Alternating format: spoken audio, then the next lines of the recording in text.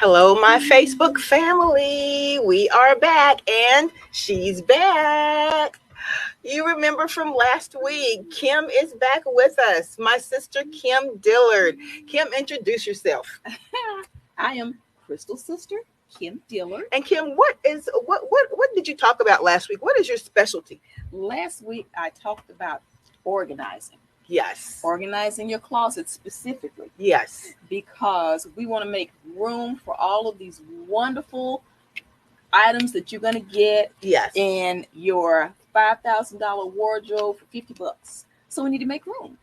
Okay. And yeah, so there are many things that, we have so many people who have closets full of clothes with nothing to wear. Me, I'm one of them. I have closets full of clothes with nothing to wear. And I can attest to that. That is true. So true. Absolutely. So, Kim, we had so many people who tuned in last week and who started out asking questions. During this week, guys, we got so many questions back. And we're going to actually address some of those questions a little bit later on. But today, what we're going to be talking about, before we go to anything else, we're going to be talking about when it comes to organizing your closet. If you're a person like me, Kim, and I walk into that closet, I don't even know where to start. Yes. I have no idea where to start. Things are everywhere. So what do you do? Well, that's why you hire somebody like me. Yes. Because when you go into your own closet, you have an instant emotional attachment to everything. There. And that makes it difficult to get rid of things that are really kind of actually weighing you down. Yeah. And it really does. It makes it kind of hard to get rid of things. So you need somebody like me who is basically detached. When you hire me to come over, part of what you pay for is my detachment. That means really, that means I'm going to get in and I'm going to start taking things out immediately and organizing them and getting them in groups and getting them ready to go through. Okay, so let's say that I'm the person who is a college student, and someone has told me for my graduation, they said, I'm going to go ahead and get you started. I'm going to give you $500, and I decide that it's worth it for me to take that $500. They said, I'm going to give you $500 for your wardrobe.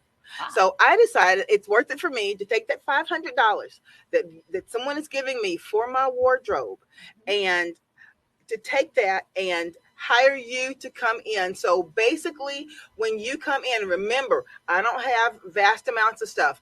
I probably have the large black trash bags. Okay. And I have some hangers, because I still have those, because I had those in college. I still have hangers. I have a couple of shelves.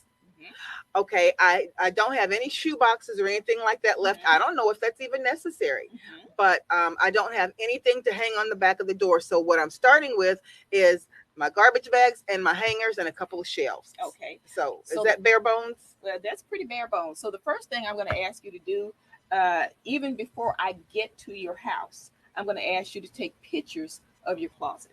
Okay. Because at that point, I can assess what's in there. If I look in the closet and I see stacks and stacks and stacks of shoes, well, you know what? You're going to need shoe shelves. Yes. Those, you're going to use your vertical space.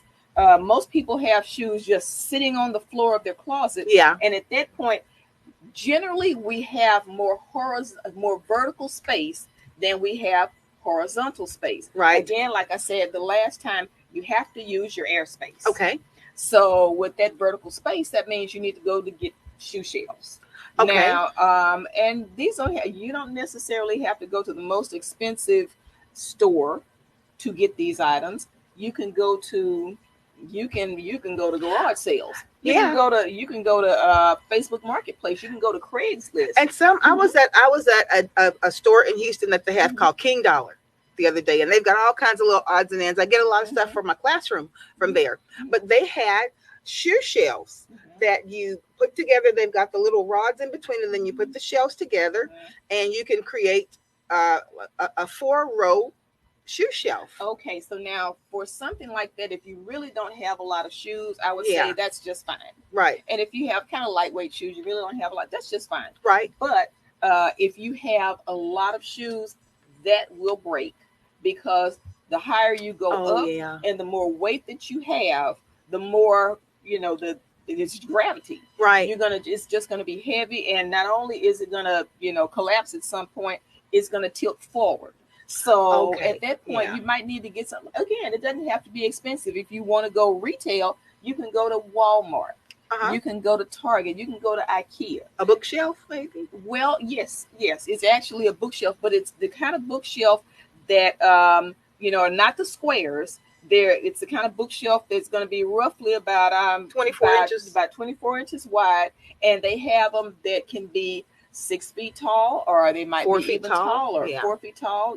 I have one that's probably almost 7 feet tall. Uh-huh. So, and that means that when I put it in my closet, I'm able to use the shelves that are on pegs. Okay. So that means that some shelves might be taller than others. If I have flats, that shelf might only be about 3 or 4 inches high. If I have heels, that shelf might be about 7 inches high. If I have ankle boots, that shelf might be about 9 or 10 inches high. And I can move those shelves around at will, depending on the height of my shoes. So okay, so if you come into my closet and the first thing that you see are hundreds of pairs of shoes laying around, and obviously you're looking at this probably and saying, I already know that we're going to have to purge some of these shoes in order to get other things into this closet. Maybe. So where do I begin with that? Do we start with the most difficult task? Well, I'm going to say maybe on purging shoes. Okay. You may or you may not. It just depends. And that's clothing also. Because when I go in and I start to take things out of your closet, at that point, I'm taking things out in mass. I'm not taking things out, picking things out one at a time. That means I'm going to have masses of things coming out. They're going to be piled on your bed. Remember, we're going to have a big open space in order to pile these things up. Right. So that means I'm going to be piling those things up in mass. So, bless you. Thank you. So with clothing, we're taking them out, we're putting them on the bed. Okay. I'm going to organize them first in groups of like clothing. Pants with pants, shirts with shirts, dresses with dresses, and so on. So don't worry about color at first. Not at first. Okay. And then after that, once I get those things organized in like groupings, then just laying on the bed. So I can have a bed with clothes that are 6 feet tall, almost sitting on it in different piles. That's okay. Right. That's exactly right. Okay. So as they're stacking up, then at that point I can see, what's going on. Okay, if you have a 3 foot high stack of pants. Yes. And let me tell you, it can happen. Yeah. Then at that point, now we're going to go through each group specifically. Okay.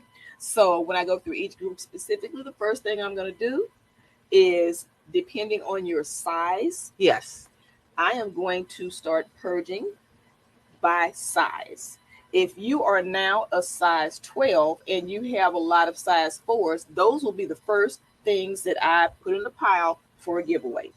Okay. Mm-hmm. So that's why that's going to be one of the main reasons that it's better to get someone like you in there, because there are size 4 pants hanging in my closet right now. I'm not going to say 4, but I will say 8s hanging in my closet right now that I haven't seen an 8 in a minute.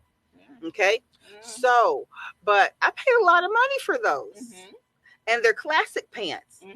So that's one of the reasons that you're there, because you don't have the emotional attachment. Right. So when you have paid a lot of money for something, at that point, a lot of times that gives you more of an attachment. Yeah. And that makes you see things through rose-colored glasses. Yeah. I paid $300 for these pants, so surely I might be able to get back into a size. At some point, yeah, I might be able to get back into them at some point. Yeah.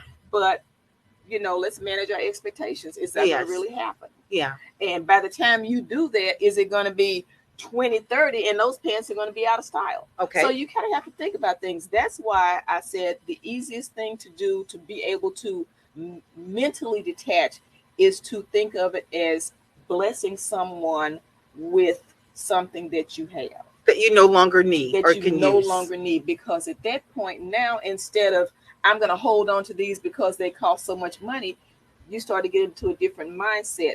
I'm going to give these to someone who might need them and who can use them right now. Right. And who might be able to use them in a better way than they would be used just sitting in my closet. And that helps. That helps a lot. And we talked about that last week. So probably what you want to do is go ahead and distinguish what charity you want to go ahead and give to, something that means a lot to you. It could be a women's shelter. It could be it could be a men's shelter.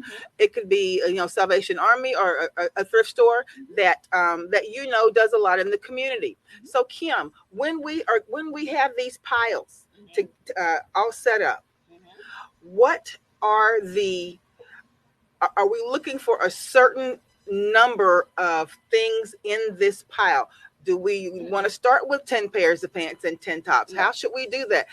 Because that's going to be difficult for me. No, because once we go ahead and get the items out that don't fit, you'll be surprised how much that pile is going to go down. Okay. So when we get the things out that don't fit at that point, now we're going to start organizing them by color. Okay. So, and when I say the items that don't fit, I mean the items that don't fit. So the only things that should be going back into your closet in your regular daily rotation are items that you don't have to think about. If you say, oh, I need a pair of black pants, you can grab to wear them with a white shirt, all you have to do is go and grab them. You don't have to go and grab them, pull them out. Oh my gosh, do these fit or not? No. Yeah. And I'm going to encourage. That happens a lot with people. Yeah. Oh, every day. Yeah. And I'm going to encourage people to actually have on what I call my uniform. And what is that? And that is going to be, a form-fitting sort of pair of leggings and maybe a form-fitting tank top. Okay. Because I'm going to have you try these things on before they go back into your closet. It's kind of a reality check. It's a big time reality check. Okay. Because we want things going in your closet that you can actually wear. So that way, when you go in, you're not going to have a closet full of clothes and still nothing to wear. You're going to have a closet full of clothes that you can go and grab quickly and be able to make an outfit. Okay, Kim, let me ask you this. Is you hear people talk about this all the time, and Rebecca talked about this last week. She's got clothes in trunks that are winter clothes and summer clothes. Is there such thing? And do we need to separate those in a closet? Oh, absolutely. Because in your regular daily rotation, you need to think about realistically where you are. Okay. Am I in Houston, Texas? Houston has 2 seasons, hot and rain. Right. Right now, we're in hot. Absolutely. Am I going to need that wool coat? Right. No.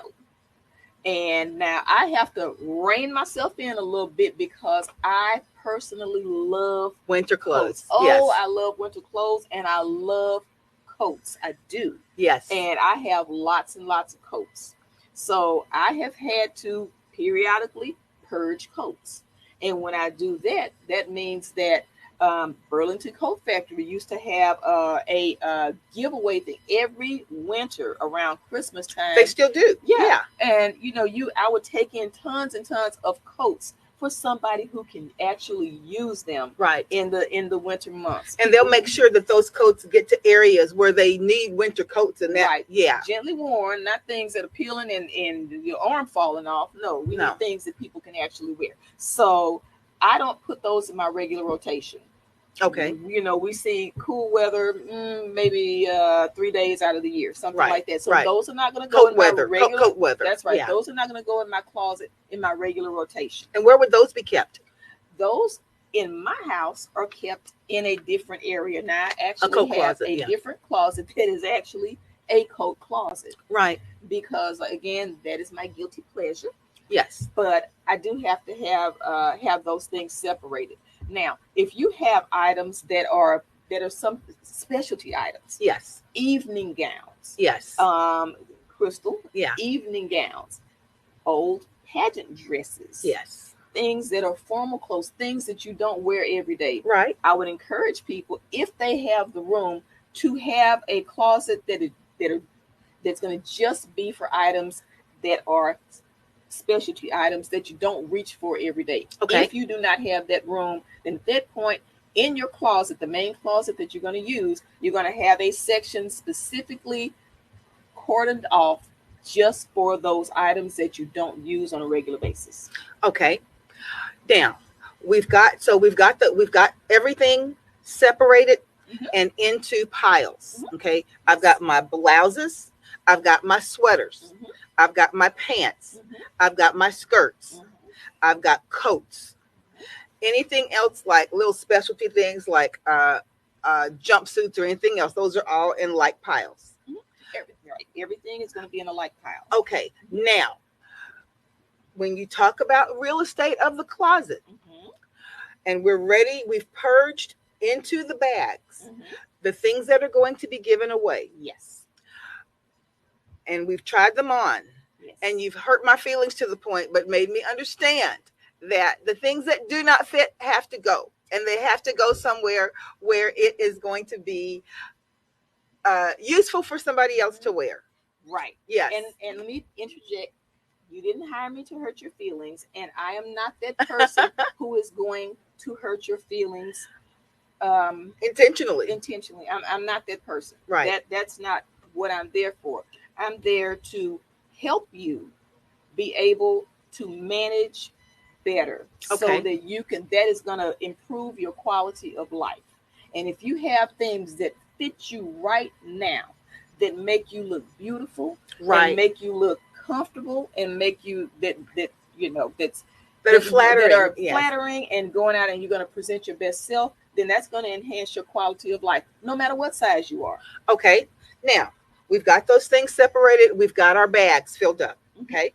Now, we're getting ready to put things back into the closet. So, which things are going to go in first? And like you told me, you've got before you got there, I've already gone ahead and put things into my pile on my bed. That's what you want me to do, right? Oh, not before you get there. When no, I before get there. before you get there, I should have things in piles on the bed. No, Oh. I'm going to help you with that. Oh, okay. No, So I'm going to help in you the with closet. that. So we're not going to be looking at a bare closet when you get there. No.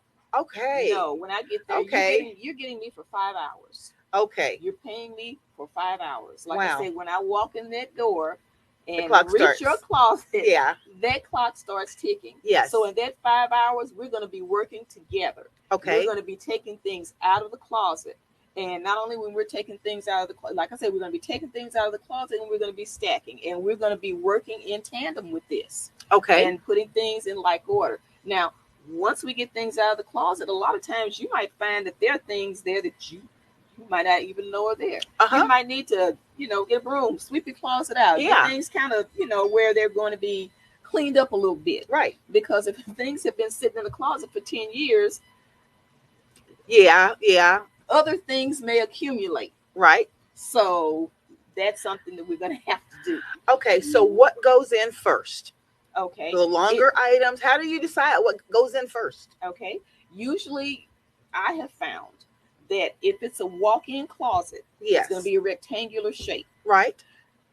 Whatever is facing you is going to be the area that is going to have a hanging rod that is coming taller. Right. So those are going to be clothes that are longer clothes. Okay. So if you have dresses, yes, or evening dresses, yes, and if you have coats and things like that, if everything's going in one closet, you're going to have your longer hanging items. Generally, when you walk in, you're going to see those. To the side, you're going to have shorter hanging items. That the only reason why is because in your rectangle, the sides are going to be the longer areas of the closet, and that means you're going to be able to put more items. Okay. So you're going to have two closet rods, one higher, one lower. And the higher one is going to generally be for something that goes on the top of your body. That's going to be your blouses. Okay, now I have a question. Sure. In my closet is shaped where it's a long rectangle. Mm-hmm. And at the back of that closet, there's some built-in little shelf type things, either for sweaters or shoes or something like that. Now, if I've got dresses, like long dresses or jumpsuits, are the longer things going at the back of the closet where they're not going to be covered. I mean, where they're not going to be covering something else shorter in the front. How Right. does that? And I know Crystal's closet. Yes. So I know exactly what she's talking about. So the shoe shelves are not spanning the length of the width of the closet. No, the they're only about 2 feet wide. About pretty narrow. So that means they're going to be space on each side of those shelves. Use that space. Okay. If there are items that you don't normally wear, again, evening dresses and things like that, then to the side, you're going to put that there. Coats, you're going to put those on the other side. Okay. Things that you don't normally wear are going to be the items that you're going to put in areas that you are not reaching very often. Okay. Mm-hmm. Okay. And on the sides, like on your sides, it's going to be a higher shelf and it's going to be a lower shelf. If you only have high rods, that means that you need to go out and get some not curtain rods, get some closet rods. Okay. To divide those up. That's going to double your space. What do you mean closet rods to divide those up? Okay, so if your ceilings are 8-foot ceilings. Yes. And that's going to probably be most of the ceilings in the city of Houston. Right. 8-foot ceilings. Yeah. And that means your closet. Especially in a closet. In a closet, your ceilings are 8 feet high.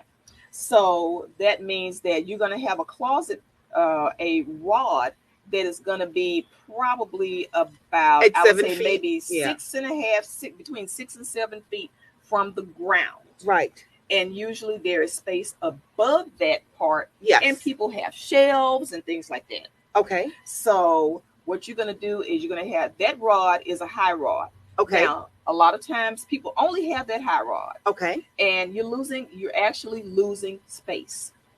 So what you're going to do is you're going to have a lower rod that's going to be put up, I would say roughly about maybe between 3 and 4 feet from the ground.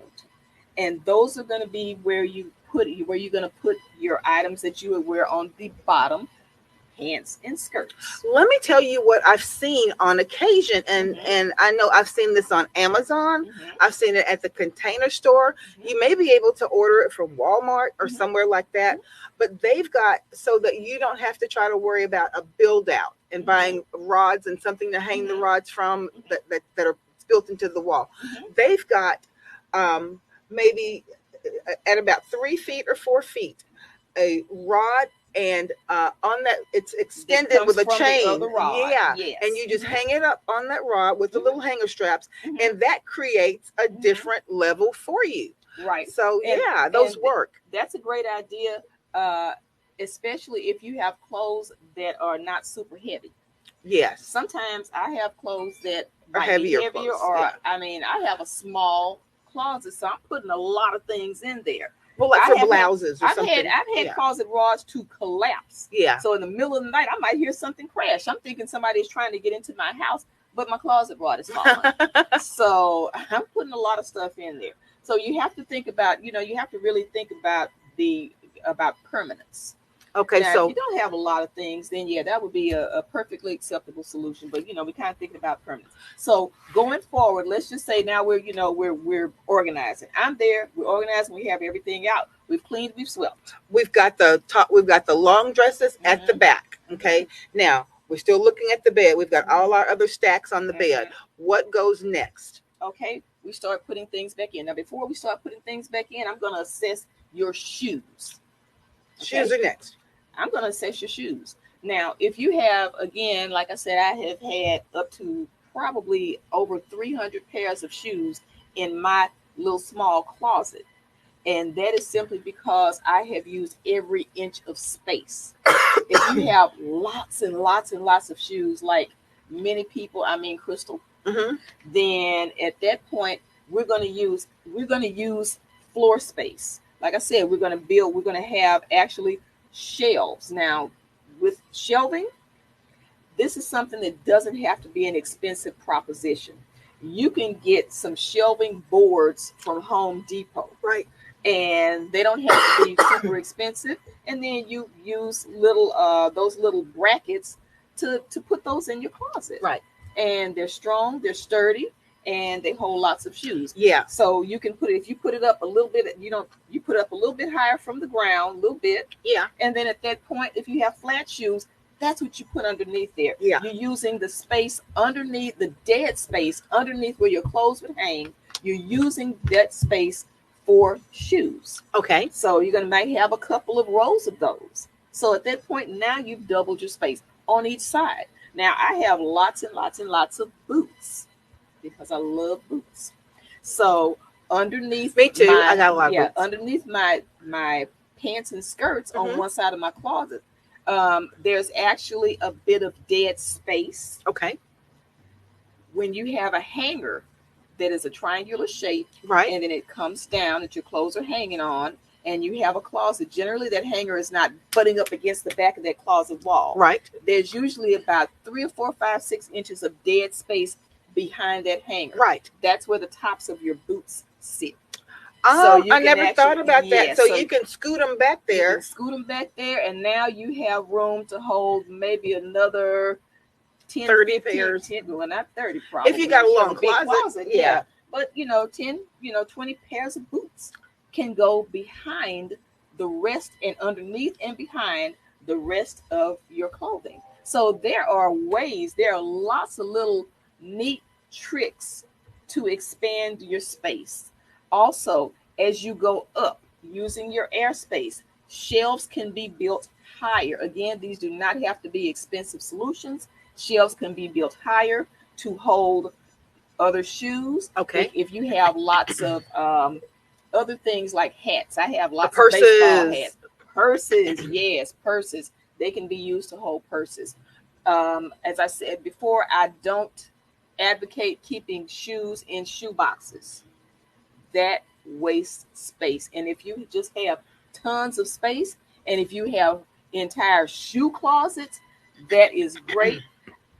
I want to grow up, and I want to be you when I grow up. But unfortunately, that's just not how it's happening right now. Yeah. So you have to use every bit of your space. The way you stack your shoes in your closet makes a difference. Instead of just stacking them where we have both shoes facing this way, you stack back to front. Yeah. That actually creates enough room to have maybe another 3 or 4 pairs of shoes. That's true. In a row. So, all of these things come into play. So when we start putting things back in your closet, then at that point, I'm going to start organizing to where you're using the maximum amount of space to give you visuals of everything that you have. So when you go in your closet the next time, you're not going to say, "Oh, I'm just overwhelmed. I have nothing to wear." And everything I wonder where this is coming down on Yes. you. No. So everything is going to be organized. You're going to be organized by color.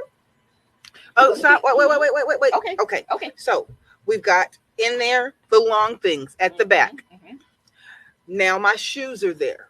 Where I can see every pair of shoes that I need to see.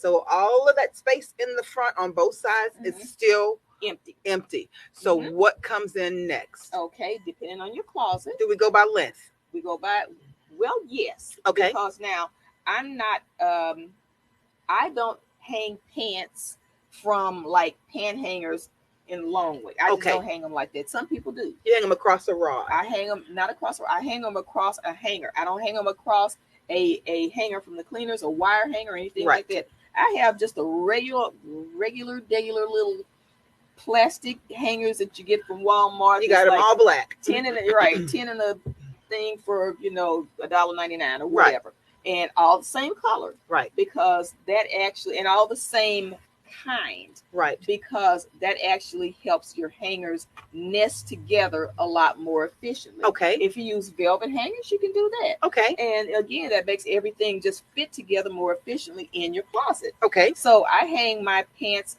across hangers, and when I take them off, it has maybe a little bit of a crease. It's not like a sharp crease that doesn't come off like if you hung them across a wire hanger.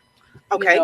They're but to me, in my closet, it's more efficient. In your closet, it might be a little bit different. So I'm going to assess when I get to your house, and we're going to see which works best for you.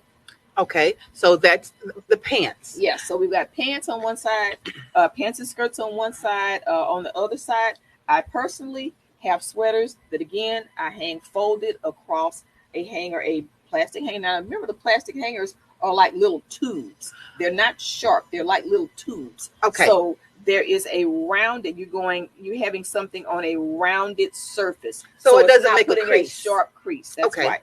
I do not hang sweaters at all from hangers Okay. because that will make a sweater stretch.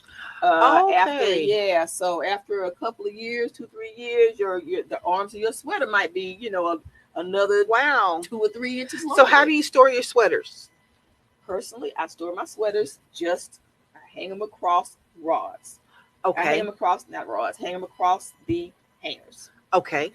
And I hang them I don't hang one sweater per hanger. Right. I have, again, my sweaters grouped Okay. by color, by type. Okay. If I have lots of black sweaters, that means I might have a hanger with sleeveless sweaters, hanger with long sleeve sweaters, Okay. hanger with turtleneck sweaters. So again, they're all grouped. Okay.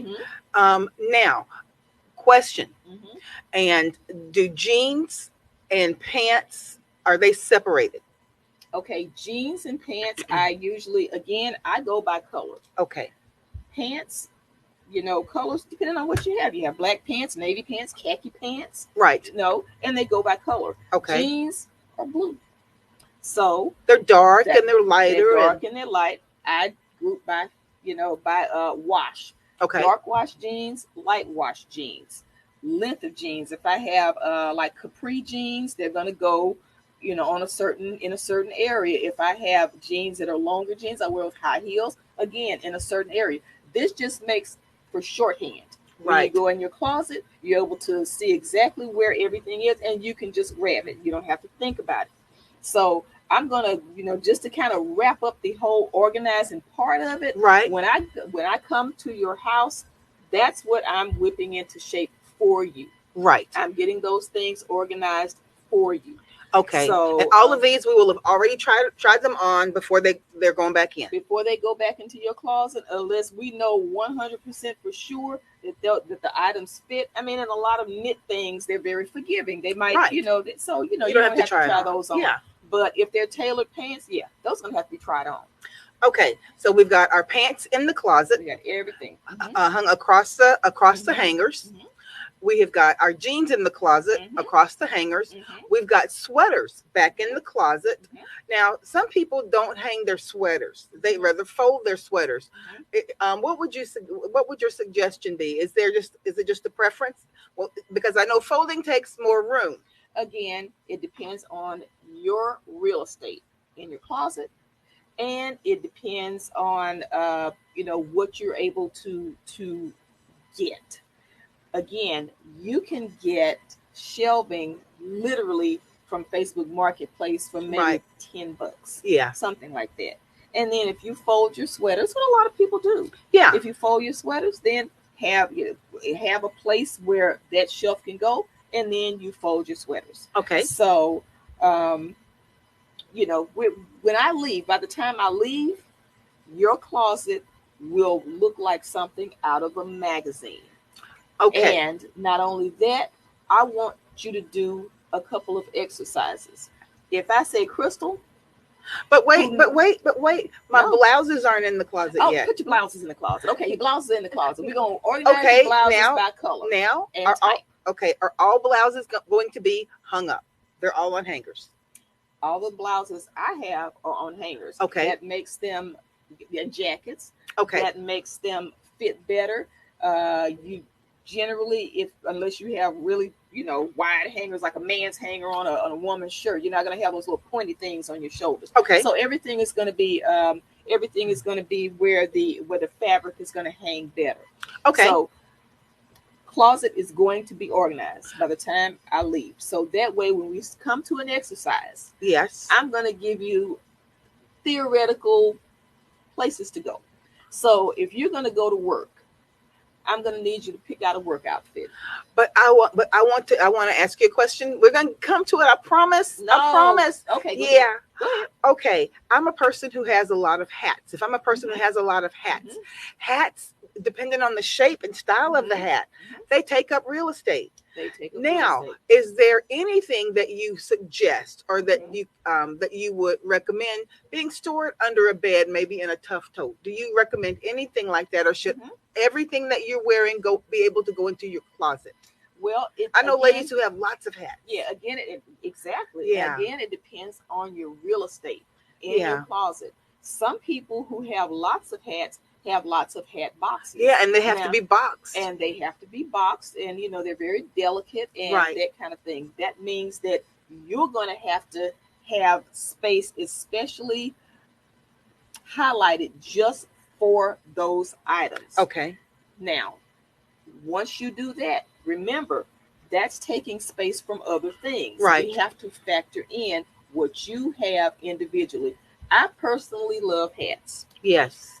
I really love big hats. Now, that's The breaking all the rules wide brim. because Yes. I'm 5'2", and I have hats that are 3 feet wide. Yeah.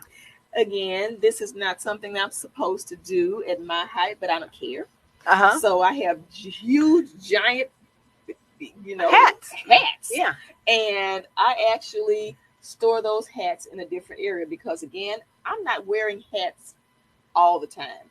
It's not 1947. We're not wearing hats every day. Right. So for the items that I have, I'm going to be putting them I have them in a completely different area. I have extra storage in my bathroom, up in the top of my bathroom storage, where my sheets and things are. I have extra space up there. So that's where I store my hats. Okay. So, but it depends on your closet real estate. Not everything is going to be the same for everyone. Okay. When I come in, I assess, I see what room you have, and I work with that. Okay. Now, last thing I'm going to ask you, we've got everything for example's sake, we've got everything back in the closet, but now we've got things like workout clothes or specialty items like that. Most of those things are washables, so they can be. How do you recommend putting those in tough totes, or do you take up your drawer space with those? Yeah, it depends on what you have in your home. If you only have a closet, if you're only working with the closet, that is it. Because other storage. Yeah, many people starting out, they're in a 1-bedroom apartment. They're in a 1-bedroom apartment, and they have tough totes. They don't have dressers. They don't have a chest of drawers or anything like that. They just have a closet. Right. And then at that point, what do you use? At that point, you might you might have a tough tote, but you might have something that is going to be an underbed plastic bin that you can just slide in and out from under your bed. Under your bed is real estate. It is. Remember, that might be another 7 or 8 inches of real estate. Right. And not only that, if it's depending on the size bed, that's a lot of room under there. That's right. You might have another 15 or 20 square feet underneath your bed. Use that space. So for items that can be rolled and easily folded and rolled, that doesn't not crease, socks, underwear, workout clothes, I would suggest putting those, if you have no drawers, putting those in underbed storage and using your space. Okay. Now, time for your exercise. What is your exercise? Okay, my exercise. If you're going to be going to work, you need a pair of black pants and you need a blouse to wear with it, and a cute purse in order to coordinate with your blouse. Okay. I want you to be able to go in your closet and within 2 minutes be able to pick out that outfit. Now, this is someone who's looked in a closet before and had 1,000 things with nothing to wear. Okay. I want you to be able to go in and quickly pick out something to wear. If you are going to a formal occasion, let's say you're a mother of the bride, right? Or you're going to a formal occasion, a ball or something like that, right? And, we might galas and walk the ballroom floor. So for something like that, I want you to be able to quickly go in, get something that's going to fit you, grab a pair of shoes and a bag that's going to go with it, and be able to find it within a couple of minutes. So that should literally take how long? A couple of minutes. Okay. Now, it should not take long. Okay. Unless you just grappling with all the wonderful things that you bought after you buy my book. Right. Our book. Yes. build a $5,000 wardrobe for $50, you're going to have a lot of wonderful things in your closet. Okay, Kim, Mhm. can I ask you a couple of questions? We got these questions in last week, Mhm. and I'm going to ask them. Mhm. And some of them are kind of personal questions, but Mhm. it seems like, of course, I'm not going to mention anyone's name, Of course. but it seems like it's something that people are grappling with now. Mhm. CV says, I'm embarrassed to ask this, but how often should I purge my underwear? Okay. And a That is lot of people have a that. lot of people Yeah, have that issue. that's right. Okay. Um, underwear, more so than any other item, underwear is going to be subjected to different sort of stressors. Yes, Okay. Um, they might get, let's say, stained, or they yeah, might get threadbare. They might start right, getting holes in them. right. Okay. I suggest, Do you keep them if they have holes? I don't, Okay, but if the underwear is the kind of thing that is pretty inexpensive to buy unless right, you're going to La Perla and you're yeah, blowing it out on the silk. right. Otherwise, you can go to Walmart or Target or something like Or that, even and Victoria's Secret sales. Victoria's Secret sales, and you Yeah, can buy underwear for a very inexpensive price. right. So at that point, you do not have to emotionally hold on to old, stained, holy underwear just because you bought it. Well, let me ask you this. Get rid of it. So would you say that's the kind of thing you need to do a check, just do a check once a year and just purge out the things that have. Yes. Okay. Yes, let's do that. Let's do a panty purge once a year. Panty and bras. Panty and bra purge. Okay. For men, let's do a brief purge. Yeah. At least once a year. Once a year. Because okay. a lot of times Now, a lot of people, I'm glad like that she asked this question, because it's a question that most people have, but they're not going to ask it. Right. Yeah. And this is where we're going to Marie Kondo. Yes. And I personally love Marie Kondo. Mm-hmm. Is it sparking joy? When you wear this item, does it make you feel good? You should feel good. What's under your clothing should make you feel just as good as what you're wearing on the top of your clothing. On the top of your clothing. On the outside. Your inside should feel just as good as your outside. Okay. So I like for things to match. I like for things to match. Even if I'm sitting around the house on a Saturday or something like that, my underwear is matching. Is that a secret? Should I have said that? But it's true, because I just like the way it makes me feel. And that's what it's all about. I can guarantee if you have pretty underwear, or a man, if you have underwear that's fitting well and, yes, and makes you feel like you look good, then at that point, again, it's quality of life. That's what it is. I mean, you can wear old, stained, and holy underwear or T-shirts. Same thing about T-shirts. Like people's mom said back in the day, what if you get in a wreck and they have to cut your clothes off? What's going to be under there? Always have nice underwear. Okay, yeah. I got another question for you. Okay, yes, and then after that, we're going to do a show and tell. Okay, this comes from Brenda. Brenda says, I have bought shoes, and after 3 wears, that little black heel tip comes off, and I've got to get rid of them. That makes me mad. You don't have to get rid of them. Okay. What you have to do is buy the little black heel tips. They actually sell those. You can get those on Amazon in packs of like. Or if you don't want to do it yourself, what can you do? If you don't want to do it yourself, take it to a shoe shop. They can replace your heel taps for under $10. Under $10. Under $10. And a lot of times places will have sales. I know in the spring, Houston Shoe Hospital, they used to have a sale. They used to have sales. They probably still do. Half off. Get them on Groupon, right? And they would be like $5 a pair. So at that point, now you're giving extra life to your shoes. And you don't want to continue to wear a shoe with that little heel tap off, because you can ruin a nice pair of shoes like that. You can ruin a nice pair of shoes, and you can ruin a floor like that too. Believe me, I know this. Okay. All right, so now we're going to go to show and tell. Okay. Again, we're going to go back to the title of the book, Build a $5,000 Wardrobe for $50. How are we going to do that? How Well, indeed, Kim? we use that wonderful little underground shopping experience called the thrift store.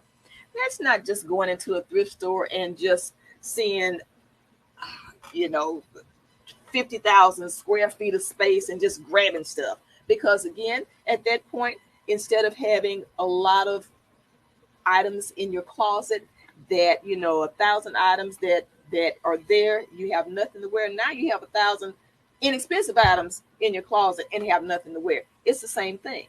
So we go with a purpose. We go with a purpose. Okay. That's why there is an art to it. Okay. There is a science to it. Okay. So in the book, I actually delineate the art and science to it. Okay. So, when I was coming up after I graduated from college, I worked in a major department store. And in that department store, we had to merchandise. That means that everything that we had to have on clothing racks and on displays had to be able to go with other things. Okay. So I took that idea and I merchandised my closet. Okay. That's why if I go in and I have all of my items that are hanging adjacent to each other in colorways, right? Everything that's going to be similar colors. At that point, now I don't have to think as hard. Okay. When I get something and when I have to grab something really quickly to go to work or to go to a special event. And I've noticed this when I shop with Kim in her mind, she knows everything out of these thousands of things in her closet. She knows everything that she already has in there. And she'll say, okay, what I'm looking for today is a pair of orange crop pants to match the jacket with the orange embroidery. And I'm like, how did you figure that out? Or she'll look at something and she'll say, well, I already have a pair like that, or I have 3 of those. And to remember that is quite a feat to remember everything that's in your closet. Remember, it's training. Yeah, it's training. I was trained very heavily in fashion design, and again, fashion merchandising. All of these things come together. So I have color memory. It's something that may or may not be something that everybody has, but it's something. It's just part of my training. But again, now we're going to be wrapping up in just a little bit. So again, now we're at show and tell. Show and tell. What have you got for us? Okay. I used to love show and tell at school. What do we got? So again, going back to the book, Build a $5,000 Wardrobe for $50. Right. I have a couple of pieces that I brought with me.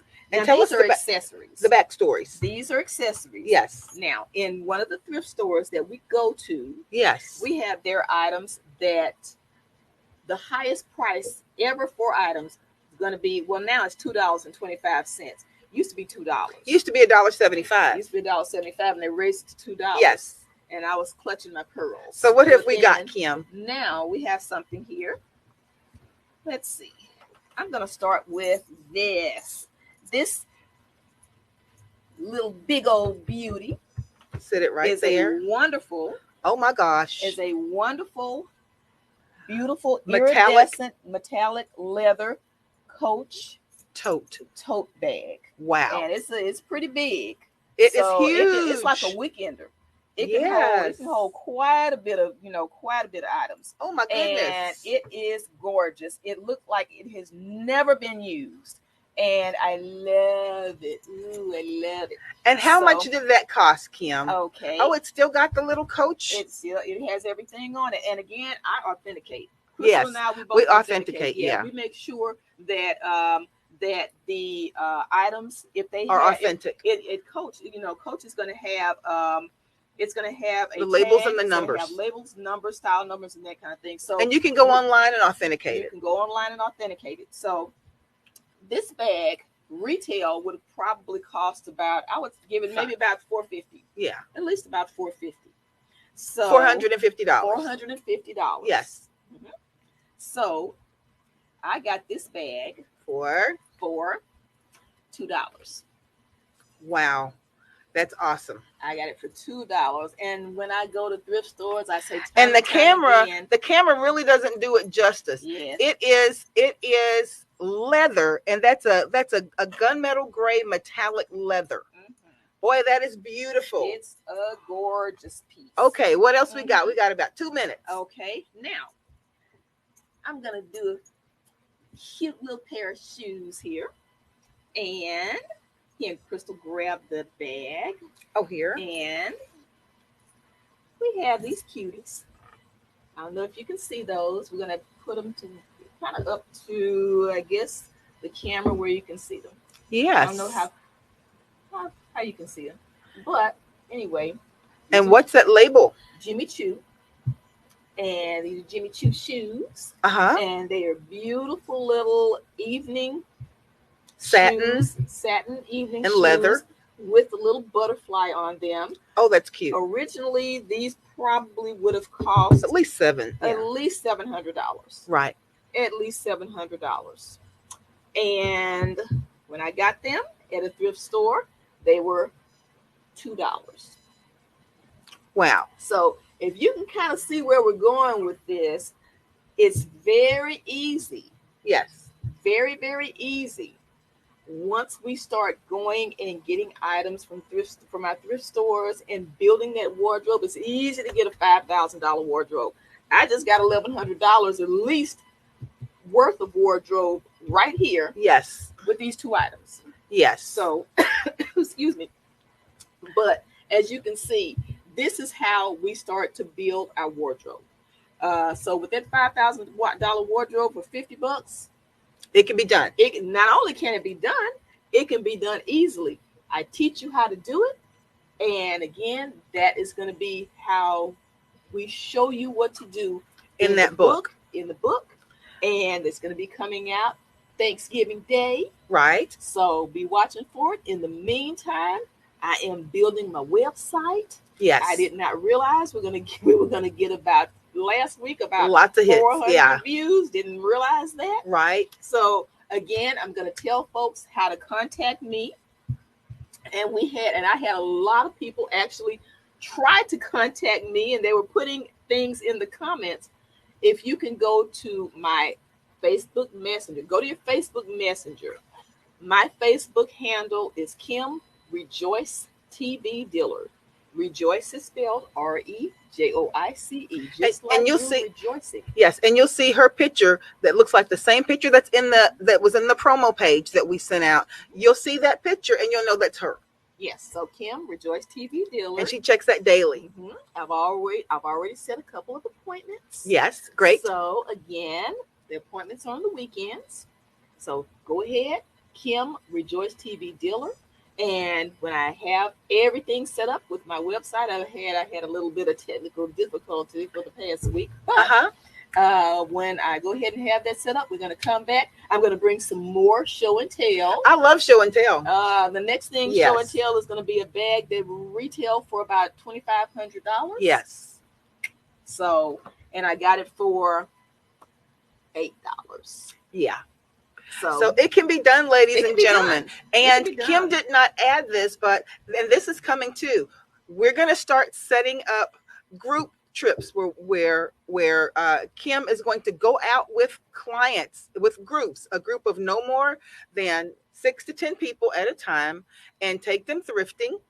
And that when you set that appointment to do that, you will have her there to actually look over the things that you are getting.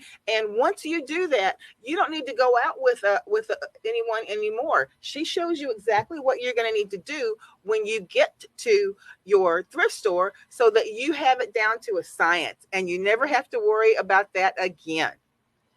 Yeah. So anyway, that's going to be coming soon. So actually, we're kind of dripping these little things to you, so you can go ahead and be watching for these.